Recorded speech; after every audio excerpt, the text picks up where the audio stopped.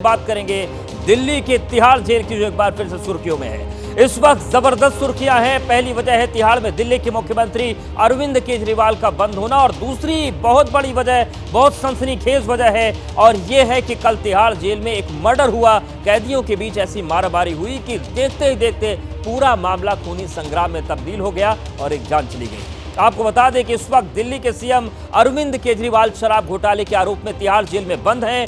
बहरहाल इस खूनी खेल की वजह क्या थी और किन कैदियों के बीच ये विवाद हुआ, सब कुछ विस्तार से बताएंगे। लेकिन सबसे पहले आपको बड़ी खबर बताते हैं। दिल्ली की तिहाड़ जेल में कैदी का मर्डर हुआ है। तिहाड़ जेल में कैदियों के बीच जबरदस्त मारपीट हुई। खाने के दौरान एक कैदी ने दूसरे कैदी पर धारदार हथियार से हमला कर दिया। उसने बर्तनों को काटकर वो हथियार बनाया था। अस्पताल में कैदी को मृत घोषित किया गया। तिहाड़ जेल में ही बंद है अरविंद केजरीवाल, और ऐसे में अब उनकी सुरक्षा को लेकर भी सवाल उठने शुरू हो गए हैं। अब ये जान लीजिए कि कल आखिर दिल्ली के तिहाड़ जेल में क्या हुआ था, जिसकी चर्चा पूरे देश में हो रही है। तो तिहाड़ जेल में 3 मई की बात है, दोपहर 12:30 बजे खाने को लेकर कैदियों में बहस होनी शुरू हो गई, और इसके बाद कैदियों के बीच जो बहस थी वो झड़प में तब्दील हो गई। इसके बाद दीपक सोनी नाम का जो कैदी था, उस पर हथियार से हमला कर दिया गया, धारदार हथियार, उसे मारा गया। अब्दुल बशीर पर आरोप है हमले का। अफगानिस्तान का ये रहने वाला कैदी, इस पर आरोप है कि इसने दीपक सोनी पर ताबड़तोड़ वार कर दिए, और इस हमले में कैदी दीपक घायल हुआ। फौरन वहां पर QRT पहुंची, अस्पताल ले जाया गया, लेकिन अस्पताल में दीपक को मृत घोषित कर दिया गया। तो ये पूरी घटना हुई, और उसके बाद अब आम आदमी पार्टी ने सियासी सवाल खड़े कर दिए हैं कि क्या कोई बड़ी साजिश हो रही है, और जब इस तरह की घटना हो रही है तो अरविंद केजरीवाल की जान को भी खतरा हो सकता है। मनोज वर्मा हमारे साथ जुड़ गए हैं। मनोज, जिस तरीके से तिहाड़ जेल हाईटेक है, बड़ी सुरक्षित जेल मानी जाती है, लेकिन आम आदमी पार्टी का कहना है कि अगर जेल नंबर 3 में ऐसी घटना हो सकती है तो 2 में भी हो सकती है, जहां अरविंद केजरीवाल मौजूद हैं। ऐसे में वो सुरक्षा को लेकर सवाल खड़े कर रहे हैं। संदेह है क्या केजरीवाल की सुरक्षा को लेकर कुछ अब हलचल है तिहाड़ जेल में? जी बिल्कुल, देखिए आपको बताना चाहूँगा कि कल जब ये कत्ल हुआ, इसके बाद जो तिहाड़ जेल के DG हैं, उन्होंने पूरे तिहाड़ जेल का जो मुआयना था वो किया है, क्योंकि अभी 30 तारीख को ही जो संजय बेनीवाल हैं वो रिटायर हुए हैं, और सतीश गोलचा जो हैं वो तिहाड़ जेल के नए DG बने हैं। उन्होंने पूरे तिहाड़ जेल का मुआयना किया। और अरविंद केजरीवाल की अगर बात करें तो अरविंद केजरीवाल जेल नंबर 2 के अंदर बंद हैं, और बेहद सिक्योरिटी में वो बंद है, यानी कि उनकी सुरक्षा के पुख्ता इंतजाम जो है वो पहले से ही किए हुए हैं। लेकिन इसके बावजूद फिर से कल एक बार रिव्यू किया गया। आपको बता दें कि जहां पर अरविंद केजरीवाल जेल नंबर 2 में जिस बैरक के अंदर बंद है, वहां पर तमाम CCTV कैमरे लगे हुए हैं, और वहां पर उनके बैरक के बाहर गार्ड्स भी मौजूद हैं। तो जेल प्रशासन का साफ तौर पर यह कहना है कि अरविंद केजरीवाल पर इस तरीके से कोई भी हमला या कोई भी साजिश नहीं रची जा सकती है, क्योंकि उनकी जो सुरक्षा है वो बेहद कड़ी सुरक्षा है। जो ये हमला हुआ था वो जेल नंबर 3 में हुआ था। हालांकि इससे पहले भी कत्ल की वारदातें तिहाड़ जेल के अंदर होती रही हैं, चाहे हम कल के कत्ल की बात करें या इससे पहले गैंगस्टर दिल्ली ताजपुरिया की बात करें तो उसके ऊपर भी हमला हुआ था, या फिर प्रिंस की बात करें तो कई हमले हुए हैं, कई कत्ल तिहाड़ जेल के अंदर हो चुके हैं। एशिया की सबसे सुरक्षित तिहाड़ जेल है, लेकिन उसके बावजूद भी जो कैदी अंदर मौजूद हैं वो खूंखार कैदी हैं। वो हथियार किसी तरीके से बना लेते हैं, और फिर जब उनकी आपसी रंजिश होती है तो वो एक दूसरे पर हमला कर देते हैं।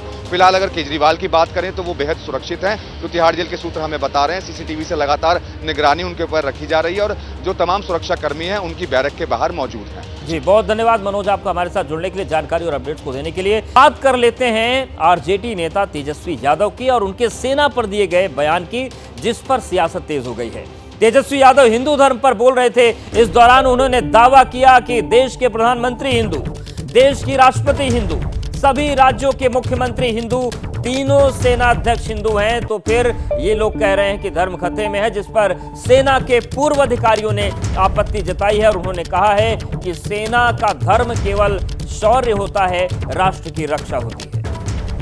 मोदी जी 8-10 बार आगे बिहार सुन लो हो कि क्या कहले हो,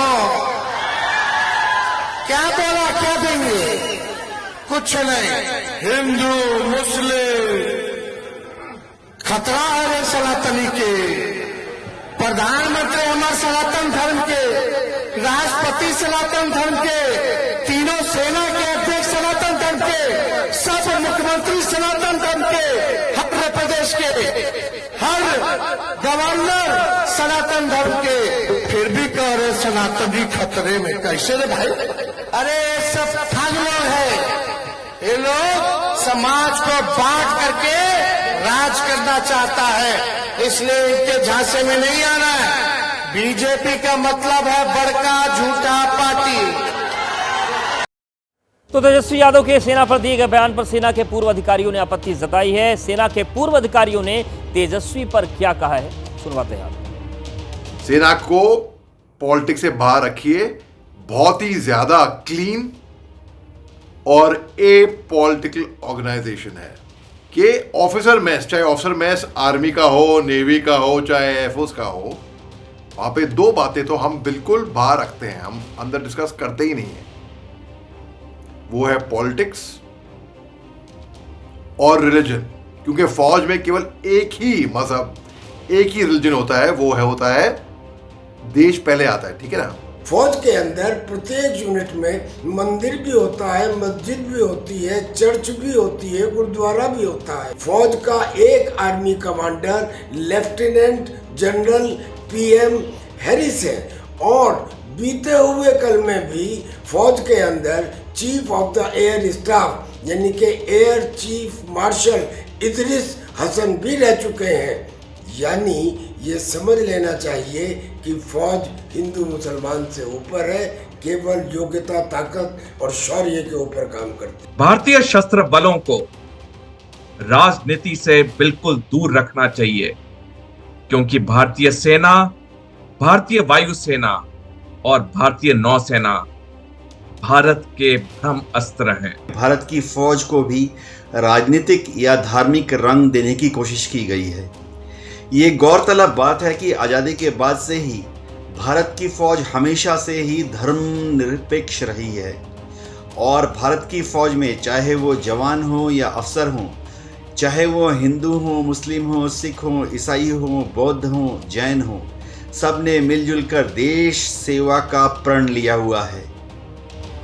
बिहार में चुनाव प्रचार के दौरान तेजस्वी ने जो बोला उस पर अब बवाल मचा हुआ है। सीधे रुक करते हैं पटना का, जहां से हमारी सहयोगी निधि श्री जुड़ गए। निधि श्री, अगर हम इंडिया गठबंधन के दलों की बात करें, लगातार सनातन पर या सनातन के बहाने कुछ ऐसा बोलते हैं कि विवाद हो जाता है, उसी क्रोनोलॉजी को तेजस्वी बिहार में आगे बढ़ा रहे हैं।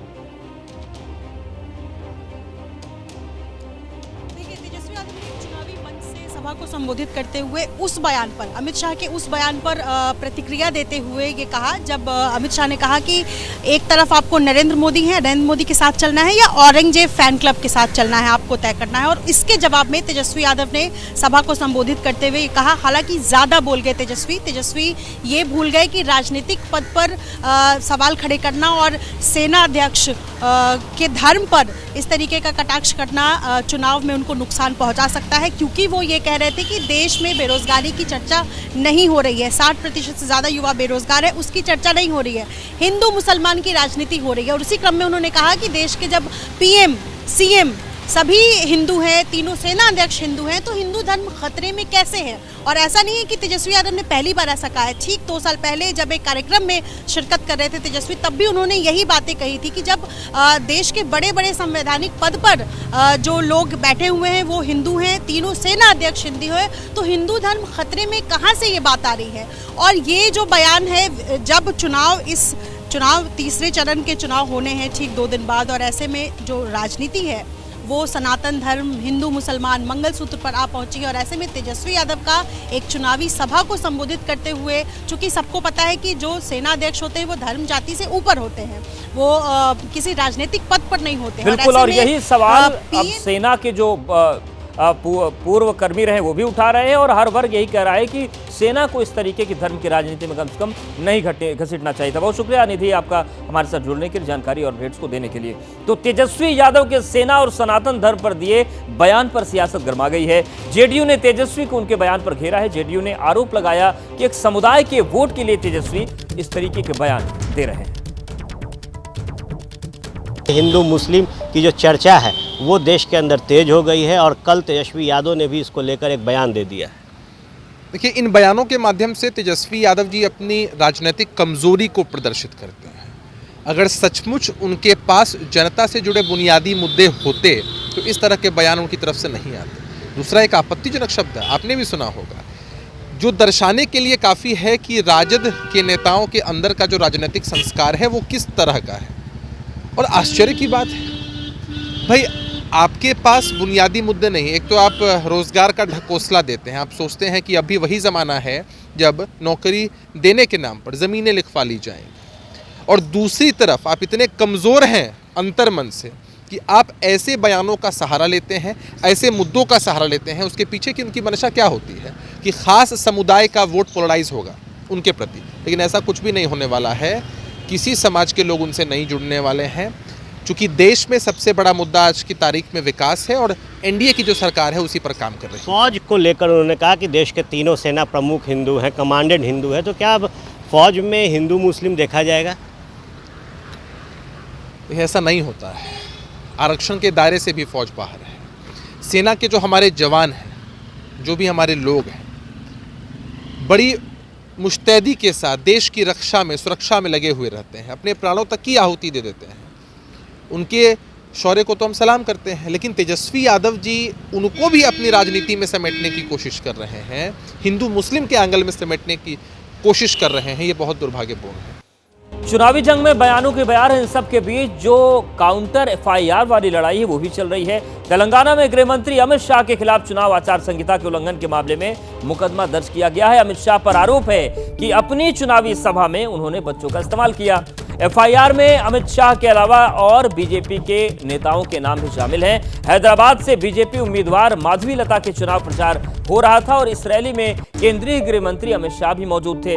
माधवी लता मंच से भाषण दे रही थी। इसी दौरान कुछ बच्चे बीजेपी का झंडा लेकर आए, मंच पर चढ़ गए।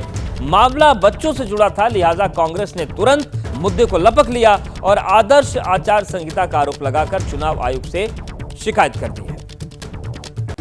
और आशीष हमारे साथ जुड़ गए। आशीष, जिस तरीके से पूरा मामला सामने आया, केंद्रीय गृह मंत्री के मंच पर बच्चे पहुंचे, उन्होंने बीजेपी का झंडा लिया, इस पर जो एफआईआर हुई है इस पर बीजेपी का कुछ रिएक्शन आ रहा है, बीजेपी का क्या कहना है?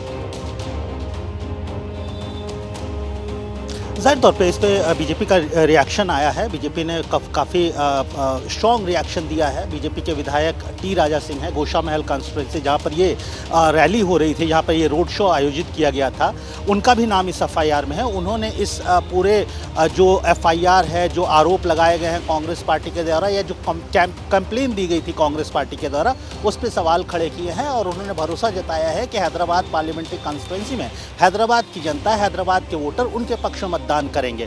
गौरतलब है कि माधवी लता जो हैदराबाद से बीजेपी की कैंडिडेट हैं, असदुद्दीन ओवैसी के खिलाफ चुनाव लड़ रही हैं, उनका भी नाम इस एफआईआर में है। गृह मंत्री का नाम एफआईआर में है। केंद्रीय मंत्री और सिकंदराबाद से उम्मीदवार और सांसद किशन रेड्डी का नाम इस एफआईआर में है। टी राजा सिंह का नाम इस एफआईआर में है।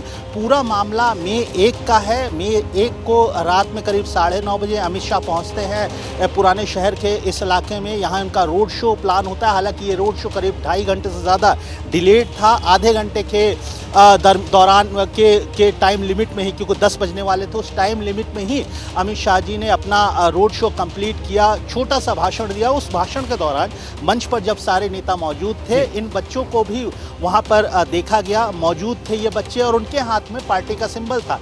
अब कांग्रेस इसका कहना है कि इलेक्शन कमीशन का साफ दिशा निर्देश है कि आप किसी भी बिल्कुल, यानी कि साफ जो दिशा निर्देश उसको लेकर कांग्रेस ने शिकायत की थी और इस पर मामला दर्ज हुआ भी है। बहुत शुक्रिया आपका हमारे साथ जुड़ने के लिए आशीष।